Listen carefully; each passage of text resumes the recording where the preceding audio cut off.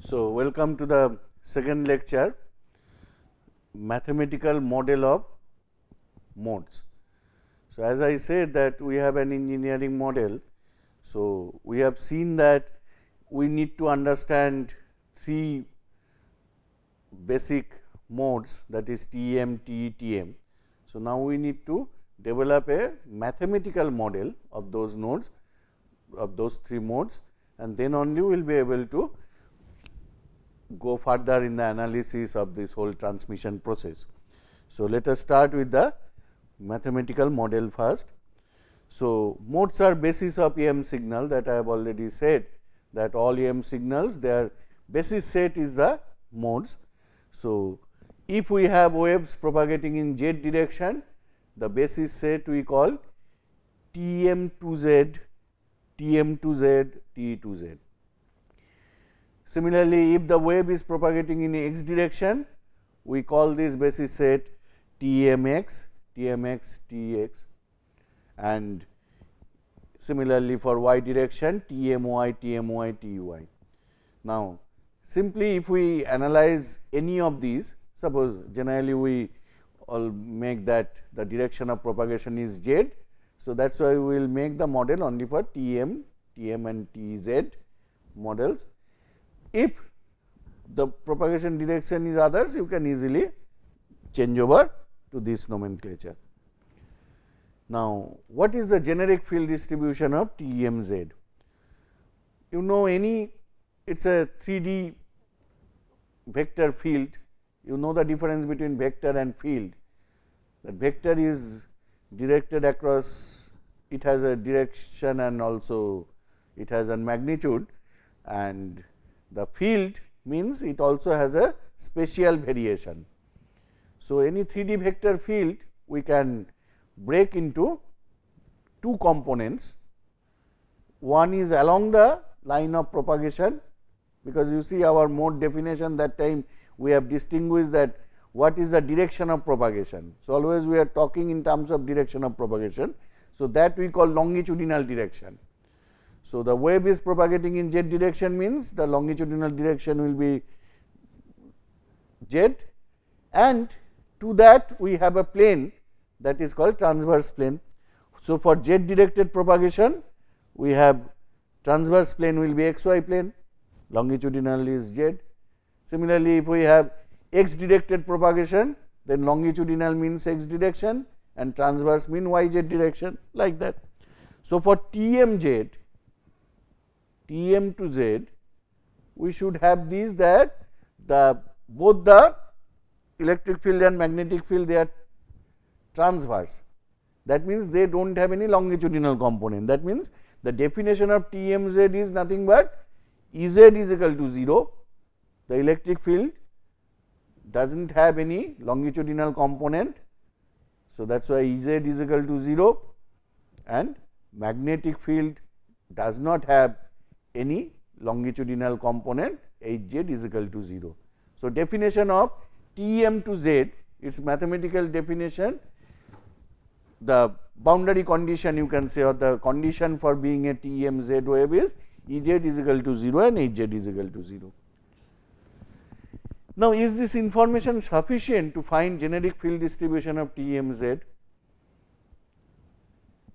The answer is yes, if we can write all the transverse components of electric as well as magnetic fields in terms of the two longitudinal components Ez and Hz, then this is possible, because by being TMZ we know what are the values of Ez and Hz.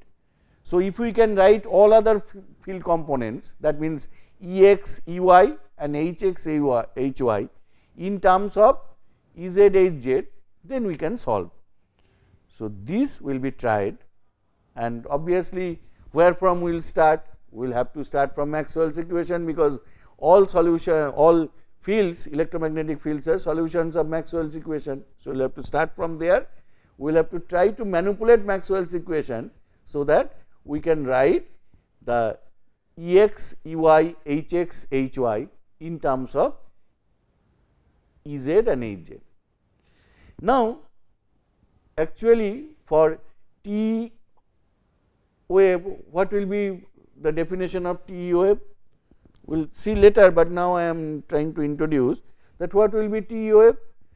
T wave means that its electric field is transverse. Electric field transverse means it will have Ez is equal to 0. It does not have magnetic field transverse. So, magnetic field can have Hz. So, Ez is equal to 0 and Hz not equal to 0, because if Hz is equal to 0, it will be again become TEM wave. So, this is the definition of TE. Now, what is the definition of TM? TM will be that Ez not equal to 0 and Hz equal to 0. Okay? Also, let me write TM here. So, TM is Ez is equal to 0, Hz is equal to 0. Actually, these are all Z.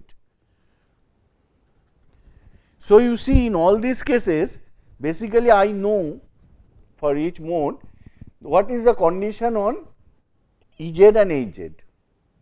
So, that is why if I can do this manipulation and write all transverse field in terms of longitudinal fields, that will help me to find out the fields for all these 3 cases.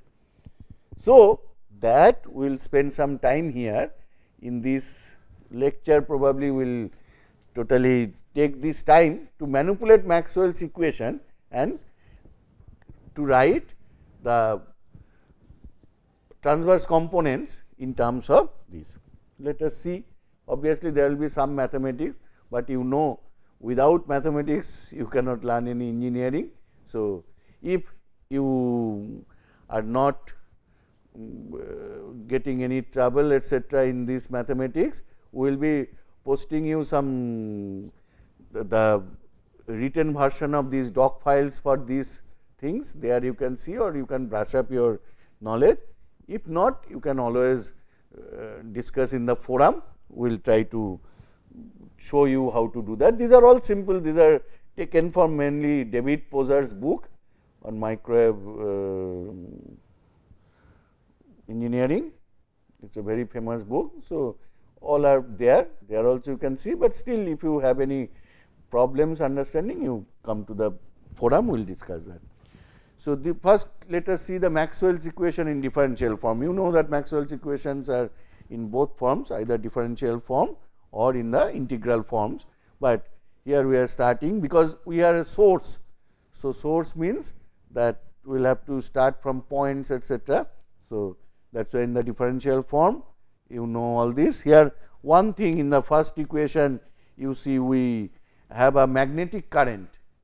Now, no one has still detected magnetic current, but if we do not put it, actually if there is any aperture type of source, that means there is some conductor, then there is an aperture, then that is a generates electric fields, and so that we equivalently define a magnetic current. So, that is why here you see that in this one you see these are the field quantities. At any point we will get these fields, and these are also field quantities, but these are the impressed sources. That means, the source comes here explicitly. Now, in this one the conduction current source, although we know that when there is a really a time varying charge that is flowing, then we have a conduction current, and Maxwell shows the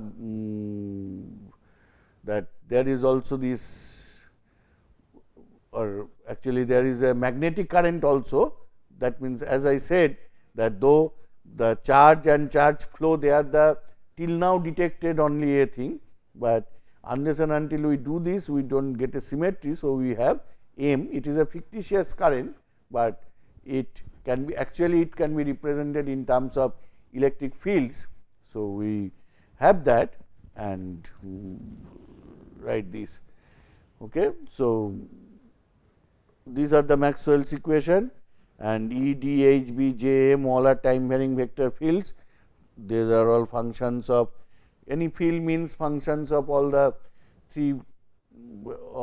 spatial coordinates. In rectangular coordinates we are saying this x, y, z, and t. T is the time. Without time varying we do not get electromagnetic signal. So, others are plain things. Now, here we have listed all the physical quantities and their units, so that later there won't be any confusion, because in the earlier books, these are definitions of Prozar, but in earlier books there were many times the H and B etc. there interchangeably was used. That is why these notations now almost in scientific community, this is the standard notation by which we express. Still we are writing this for everything. Magnetic current density is volts per meter square. So, as the unit suggests, you know that in electric J conduction current, this is electric current density, this conduction electric current density, there is a magnetic current density. As I said, is example is created by any aperture antenna like a horn antenna. So, in that horn antenna there is in the aperture, that means on the horn mouth there is a electric field, we can equivalently define and magnetic current for that, and that we put as a in Maxwell's equation. So, that sources become symmetric, otherwise the magnetic current is not there. So, only electric current is there, which is not makes the thing symmetric. Also, you know that electromagnetic wave, apart from Maxwell's equation, if you want to solve the electromagnetic wave, because electromagnetic wave propagates through medium.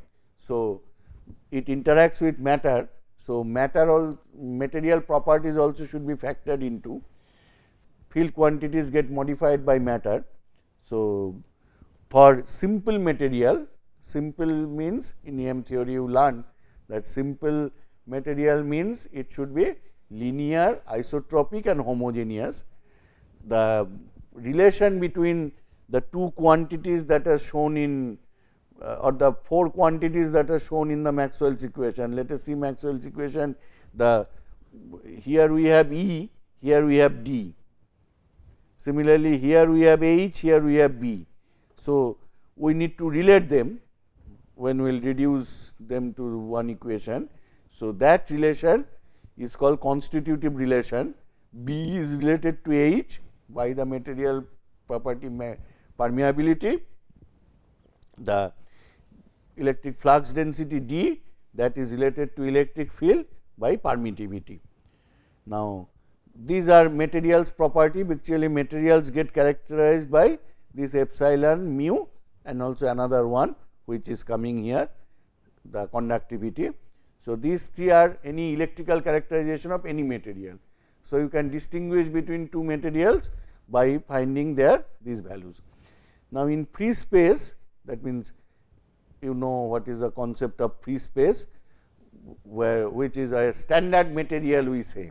So, there this mu naught, that value you know, but you should always remember this value and it is a unit, and similarly the free space permittivity epsilon naught, that is 8.854 etc.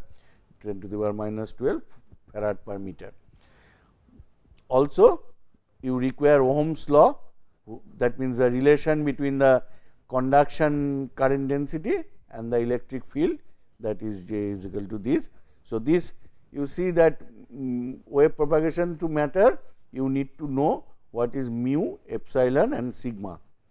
These three will tell you that how matter is interacting with the electromagnetic wave. So, now let us trying to find a time harmonic EM signal. Time harmonic means what? Most of the time we are interested in steady state, and in steady state actually Fourier has proved that any electrical type of signal that can be broken into various exponential basis thing. So, we say that e to the power j omega t, that is a Fourier basis. So, if the time variation we have already seen that in the z variation of any z propagating wave, that is e to the power minus k z. But time variation, now we are saying that in the steady state, not in the transient state it may be something else, but in the steady state all signals can be expressed as time variation of e to the power 1 j omega t, e to the power 2 j omega t, etc., etc. So, we assume that our field has time variation e to the power j omega t, that is called time harmonic EM signal. That means, my variations will be e to the power j omega t, e to the power 2 j omega t, e to the power 3 j omega t, all are harmonic, that harmonic to omega. So, in such cases, if the time variation is this, we know that we can drop the time variation by switching over to phasor notation. So, you see that Maxwell's equation now we can write by noting that time variation is this. That is why there are two del del t operations in the Maxwell's equation. Sorry, this in the first two equation there are two time derivative, that will become j omega. So, that you see that del cross E is this. So, in phasor form all this tilde means phasor. So, later many times we will drop this tilde, but always it will be phasor, because time derivation time variation generally we do not deal with, we drop it here. So, but if we require, it can be always a phasor, this is phasor, this phasor can be always written, sorry, this is phasor and this is the actual real signal. So, actual real signal is real part of this phasor into e to the power j omega t. So, we multiply e to the power j omega t with the phasor and then take the real part, that will be your E, the actual E. So, we will do this, we will solve the Maxwell's equation in phasor form, then whatever solution we will get of that phasor, electric field phasor, we will just put multiply it with e to the power j omega t, the whole thing real part we will take and we will say that is the real electric signal. All all signals are real, there cannot be any imaginary signal, but we deal with, for convenience to get rid of the time variation, we come to phasor. So, there is no time variation, then when we finish we come there. Now, this is a thing that for TEMz mode the wave propagates in z direction. So, that is true, but to make our thing general, we have already seen in the beginning that wave may propagate in x direction also, wave may propagate in y direction also. So, to make the thing most general, we will now say that the wave is propagating in k direction. K in most of our cases will be z, but there can be instances of x directed field also, y directed field also, or in any general field is breakable or can be expressed in terms of z component, z directed field, y directed field and x directed field, and this vector k is called propagation vector, also sometimes called wave vector. So, it vector means we should define its magnitude and its direction. Its magnitude is the wave number k, which we call k, that is a scalar quantity, wave number, and its direction is in the direction of wave propagation. Now, transverse and longitudinal components. So, as for the any field quantity, electric field phasor can be broken into a longitudinal and transverse component. The longitudinal component with this new propagation vector terminology, it is along k vector, though you see we are still writing here E z, but along k vector, and the other component is a transverse component. That transverse component we write as E x comma y. Okay. So, similarly, the magnetic phasor also can be broken into the transverse component h x y and longitudinal component along k direction, that is h z x y. Okay. So, we can write this, the phasors will be having E x y z, that is breakable into, this is the transverse component plus k E z E x y. Then we know that this is the two direction, and what is the z variation of this electric field, e to the power minus j beta z, because the wave is propagating in the z direction. Similarly, h also can be breakable into this. So, these are, this equation numbers also will maintain, so that it is similar to the notes that we will upload. So, please you can refer to that how they are coming. So, that is why we are taking some numbers, either you see that 5, 6, 7, 8, then 9, 10. Now, we are trying to model the microwave transmission. Now, let us assume that we are far from the source. Source is away, but we are where we are several wavelengths away from the source. So, that transmission is taking place. In time also we are steady, in spatial direction also we are steady, that we are far away from the source. Source is not affecting us, because near the source something else happens, but when the wave has started taking energy and travels, okay, we are. So, that is why we assume that source free. Source free means that j and m that we introduced, those are not there, because those were the sources. Now, we get rid of them and say that del cross E is equal to this is simple. So, 11, 12. Now, this you see del cross E is related to H, magnetic field, del similarly magnetic field is related to electric field. So, this equation 11 if we break, let us say in Cartesian coordinates, we get this. So, there will be, if we take this curl, then there will be 3 components, you can write them as this. So, this equation gives you this equation 13, which is 3 in parts. So, you have 3, but here also you see that we have not succeeded in doing what was our objective. We will manipulate the, so that the transverse component all are expressible in terms of a longitudinal component. But you see that here, okay, you can say this equation, if I take it here, I will get this, but here you see that this is okay. You can say that here what I can do, all the electric and magnetic field jumped up, transverse fields can be expressed here. Similarly, magnetic field, you can again break that into 3 parts.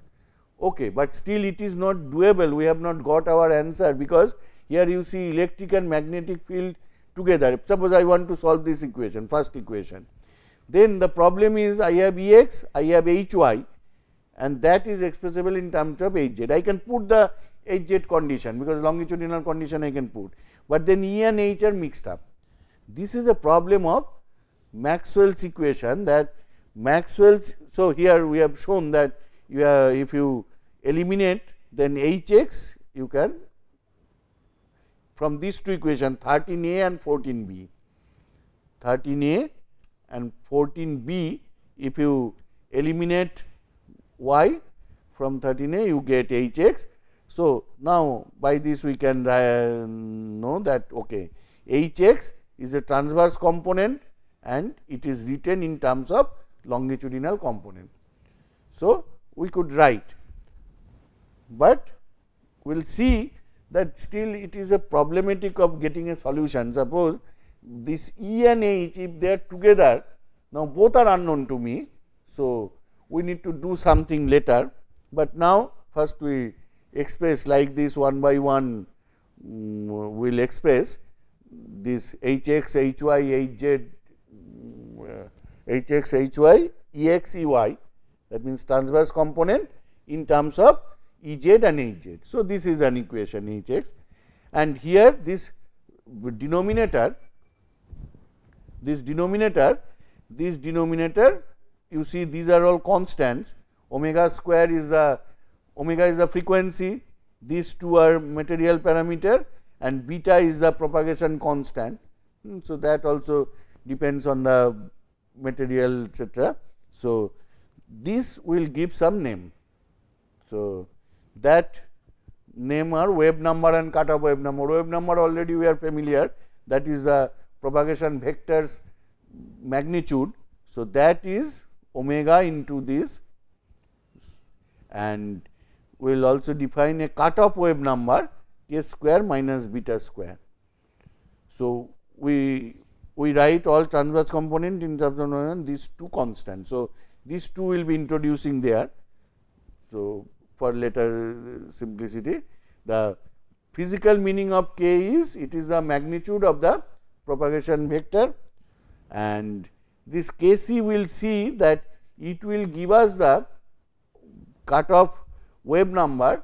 So, from that we will be able to find out some cut-off frequency. Actually, we will see that in cases there will be propagation will be stopped in certain cases, that though depending on the geometry of the structure there will be some cut-off, and from this cut-off we can calculate that which frequency electromagnetic signals they cannot propagate. That is why it is called cut-off Wavenumber, but that meaning we will attach later. Here that meaning is not obvious, but I know, that is why I am telling you.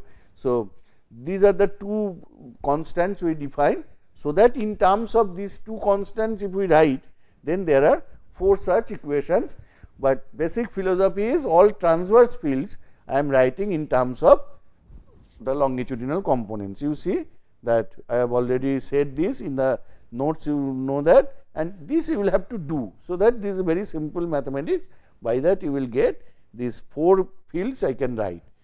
Now, my job will be, I will put one by one TEMz condition, TEz condition and TEMz condition, and find out what is the field structure becomes.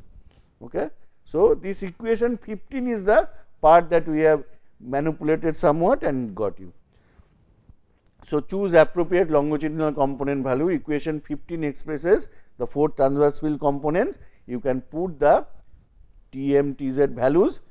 Needless to say that choice of z axis for signal propagation direction is arbitrary, but usual practice one can as well have x directed propagation, etc.